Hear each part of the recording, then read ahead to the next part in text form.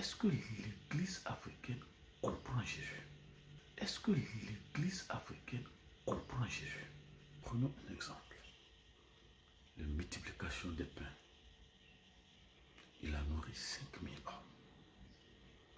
Et selon la démographie, s'il y a 5000 personnes hommes, il aurait le double de femmes et aussi le double ou le triple des enfants. Bon, on laisse ça de côté. Mais est-ce que nous comprenons Jésus? On dit Jésus enseignait pendant 3 jours.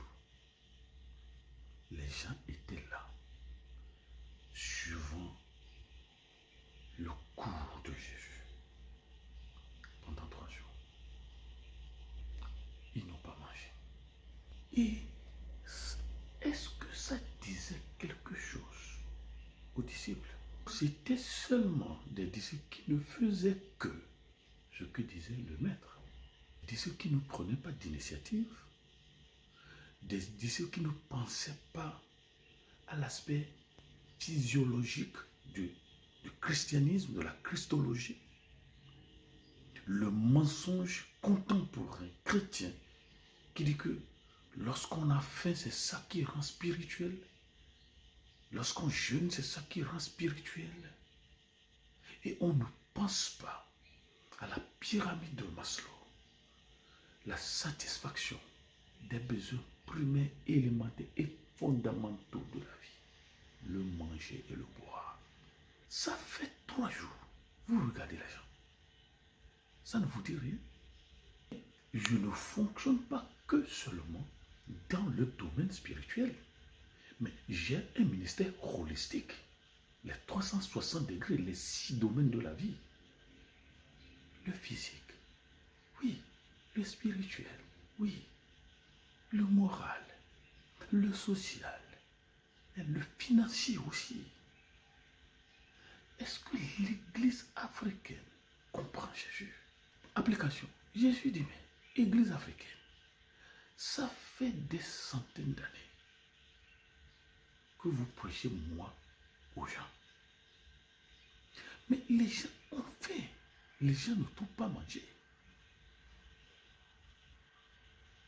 Qu'est-ce que nous allons faire? Heureusement, comme vous ne voyez pas ça, vous le savez, mais vous dites, il n'y a pas de moyen, parce que vous-même, vous ramassez les moyens pour s'acheter plusieurs véhicules, plusieurs maisons, plusieurs vestes, ou parce que le pastoral, c'est être clinquant, flambant, tout neuf, ou le pastoral est devenu qui va avoir véhicule dernier cri, nous allons bien pleurer lorsqu'il revient. Jésus maintenant pose la question à l'Église africaine. Qu'est-ce que nous allons faire pour nourrir l'Afrique? Et écoutez, le pain qu'on aurait pour 200 deniers ne suffira pas pour que chacun en reçût un peu. C'est ça. Je dis non, ça c'est le gouvernement qui doit faire ça. Jésus dit, Église africaine nourrit l'Afrique et non le gouvernement. Oui, non, le programme alimentaire mondial qui doit faire ça. Jésus dit, toi, Église africaine, nourris l'Afrique. On dit, oui, je dis là-bas, est-ce que vous me comprenez? Ils ne vont jamais faire ça, c'est ce que ça veut dire. Ils ne vont jamais faire ça. S'ils l'auraient fait, ils l'auraient déjà fait. Et d'ailleurs, quand le PAM envoie des choses qui voient les traces, est-ce que l'Église africaine ne sait pas ça? Jésus pose la question. Mais ça fait des dizaines, des décennies que vous me prêchez à des gens. D'accord, mais ils ont faim. Ils n'ont pas d'argent. Qu'est-ce que nous allons faire? Vous voyez, ça c'est un brainstorming que le maître a avec son élève. Je m'assieds, je me ramène au niveau des gens que je suis en train de coacher. Réfléchissons ensemble, prenons des initiatives, créons des moyens générateurs de revenus. Les gens ont la Bible, mais ils ont fait. Qu'est-ce que nous allons faire? C'est ce que Jésus dit dans Jean 6. Ce n'est pas seulement la multiplication, et d'ailleurs on ne multiplie rien. Je vais. Où est-ce qu'on va L'Église dit non, il faut le gouvernement. Il faut des élections. Il faut la Banque mondiale. Il faut le programme alimentaire mondial. Oui, il faut des ONG. ONG envoient l'argent. On les vole aussi. On dit non, c'est les gouverneurs qui font ça. Mais les chrétiens aussi sont devenus des experts voleurs des dividendes que Dieu envoie à des orphelins, des pauvres, à des veuves. Des voleurs professionnels.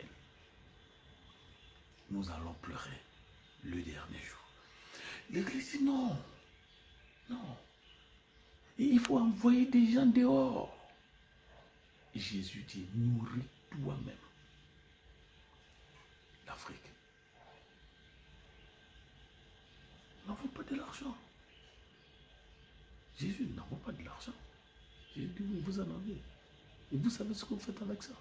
Je crois que c'est qui là qui a dit, non, mais il faut même les chasser. Il était déjà tard la nuit. Il dit, il faut les chasser.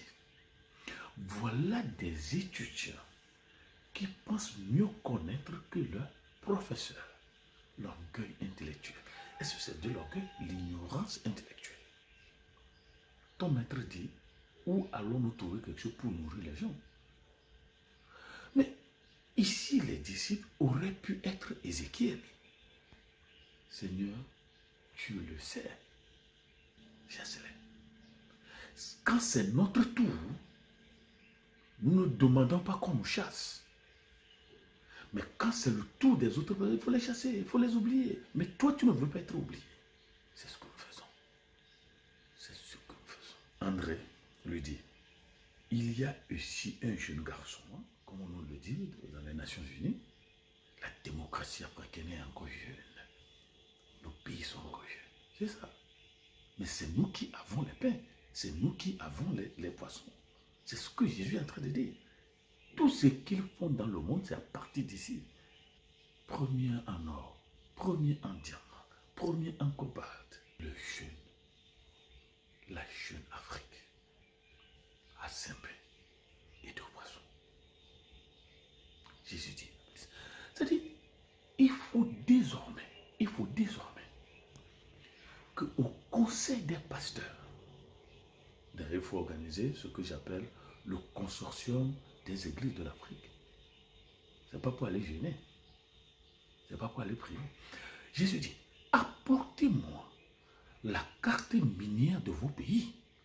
Qu'est-ce que vous avez? Nous avons la carte minière.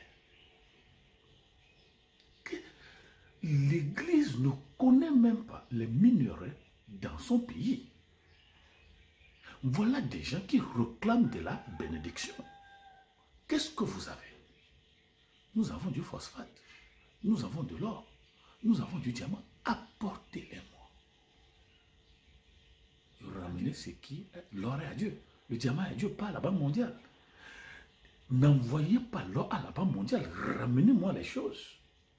Et je vais les élever d'où ils venaient. Et ça sera multiplié. Il y aura une meilleure gestion. Le gouvernement aussi va comprendre qu'ils sont des dispensateurs des biens de l'Éternel. C'est pourquoi on dit le gouvernement est un disciple de Dieu. Le gouvernement est le représentant de Dieu. L'Église, non. Non, les gouvernements ont tout volé. Jésus dit non. La Banque mondiale a tout volé. Jésus dit non. Il y en a, ça se multiplie d'ailleurs. Ça se multiplie d'ailleurs. Apportez-moi. Il voit la carte minière de vos nations. Seigneur, nous t'apportons l'or de l'Afrique. Voici l'or de l'Afrique. Multiplie-les. La gestion, il a enseigné la gestion. Les gens disent non, les gouvernements ne vont pas bien, ils vont bien utiliser. Ils vont bien utiliser. Après avoir mangé, il a dit quoi? Lorsqu'il fut rassasié, il dit à ses disciples, ramassez les morceaux qui restent afin que rien ne s'en perde. Il y aura l'abondance. Et on dit, on a ramassé, il y a eu 12 paniers, c'est-à-dire les 12 mois sont garantis. C'est ce que Jésus fait. Pas avoir des gens qui font de la pauvreté la spiritualité, c'est un mensonge, c'est de l'hypocrisie. Parce que vous savez que avec la pauvreté, pas la pauvreté, fois la pauvreté, vous ne faites pas ce que Jésus vous demande. C'est pourquoi vous volez l'argent de l'Église. C'est vous qui volez. C'est vous qui volez. Et les membres se demandent, qu'est-ce qu'on fait avec l'argent? Il dit, taisez-vous, ce manque lors de l'Afrique. Puissent les pasteurs penser aller à une réunion et on dit, Seigneur, aujourd'hui, on présente ce que nous avons à toi. Pas seulement insulter le gouvernement. De deux, est-ce que l'Église peut lancer des agro-pastoraux? On dit non, non, non, non, non, il faut le temps plein. Et Covid a montré que le temps plein a des plombs dans ses ailes. On ne vous dit pas d'aller au champ, même si vous allez au champ. Mais laissez les membres crier des agro-pastorales. Oui, allons au champ.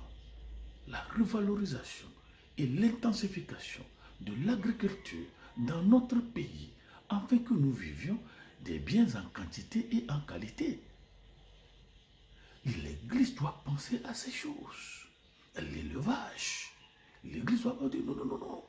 Est-ce que l'Église africaine connaît et comprend Jésus? Je ne veux pas avoir une Église affamée, c'est ce que Jésus est en train de dire. Une Église affamée n'est pas mon Église. Les gens doivent trouver les microfinances. Oui, on n'est même pas sérieux, on n'est pas converti. Quand vous leur donnez de l'argent, on dit c'est l'argent de l'église. Non. Voilà des salauds dans nos églises qui se croient chrétiens, qui ne respectent rien. C'est des hors-la-loi. Église africaine, est-ce que tu comprends Jésus? Qui dit il y a des bandes affamées. Il y a des classes de pauvreté dans vos nations. Et comment on dit, le millénium des Nations Unies, quelque chose pour lutter contre. Ils n'ont rien fait. Ils n'ont rien fait. Ils n'ont rien fait. L'Église nourrit l'Afrique en présentant ce que nous avons, nos minéraux, au Seigneur. Créant des agro-pastorales, élevage et des initiatives privées. C'est-à-dire, moi, j'ai dit, au lieu de faire des veillées de prière, voilà des choses auxquelles on vient ce soir pour réfléchir. Mais notre Saint-Esprit, est-ce qu'il ne nous révèle pas le travail? Est-ce que le Saint-Esprit ne révèle pas du travail? Seulement des démons? Est-ce que le Saint pose la question? Le Saint-Esprit ne montre jamais comment on va manger. Donc, c'est comme ça on a faussé la doctrine. Quand on voit la pluie, on dit c'est le Saint-Esprit. Quand on voit la terre, on dit c'est le cœur. Quand on voit la nourriture, on dit c'est la parole de Dieu. Mais vous avez ramassé ces choses où? Jésus dit, je ne veux pas une église affamée. Pourquoi? Vous savez, parce que nous sommes affamés, nous sommes achetés par d'autres religions. Parce que nous sommes affamés, nous sommes devenus des commandeurs, commandérisants. Et on a perdu la dignité. Le sel a perdu sa saveur. Parce que nous sommes pauvres, nous avons fait des courbettes. Parce que nous sommes pauvres, le moral aussi a disparu. Nous fuyons résister jusqu'à couler du sang. Mais elles sont obligées de se donner et de s'y donner. Et les garçons disent, ce n'est plus la peine. Et les enfants de pasteur ont dit, je ne ferai jamais le travail du pasteur. C'est quoi la pauvreté? Ça ne vient pas de Dieu. C'est une malédiction et la mauvaise gestion des ressources d'une nation. Et nous en appelons au gouvernement à la répartition équitable et proportionnelle des dividendes